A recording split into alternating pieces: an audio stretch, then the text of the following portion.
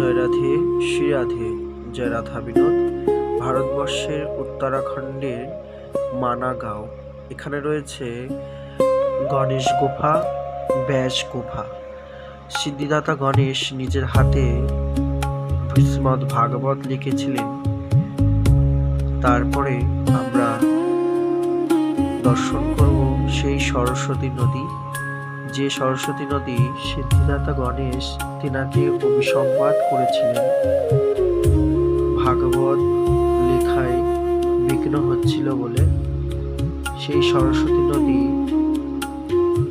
পাতালে প্রবেশ করলেন। দর্শন করুন সেই সরস্বতী নদীর বিকট রূপ। তিনি পাতালে পতিত হয়েছেন। তারপরে আমরা দর্শন করব পাণ্ডবগণ, পঞ্চপাণ্ডব, দ্রৌপদী, ধর্মরাজ সহিত স্বর্গে যাত্রা করেছিলেন।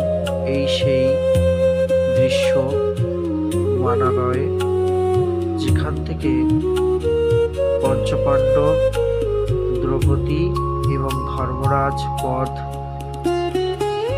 অনুসরণ করে স্বর্গে যাত্রা করলেন। সেই দুর্লভ দর্শন। এখান থেকে 4 কিলোমিটার দূরে ওয়াটারফলস বসুন্ধরা। দর্শন করবে যারা এখানে আসবেন, তারা অবশ্যই দর্শন করবেন বসুন্ধরা। শুনেছি এই মানাগাঁও উত্তরাখণ্ডে আসার প্রথম গ্রাম এবং যাওয়ার প্রথম গ্রাম হচ্ছে এই মানাগাঁও।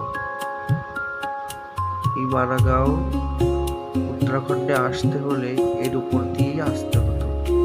সেই পবিত্র স্থান যেখান থেকে পঞ্চপাণ্ডব তিনারা স্বর্গে যাত্রা করেছিলেন। আর এই প্রকৃতির শোভা কত সুন্দর! বড় বড় পাহাড়ের মধ্যে ছোট ছোট বৃক্ষ, গাছপালা, তার মধ্য দিয়ে বয়ে যাচ্ছে বসুন্ধরা। সেই অপরূপ দৃশ্য দর্শন করুন। বড় বড় উঁচু পাহাড়, বরফে ঢাকা এবং মেঘে আচ্ছন্ন।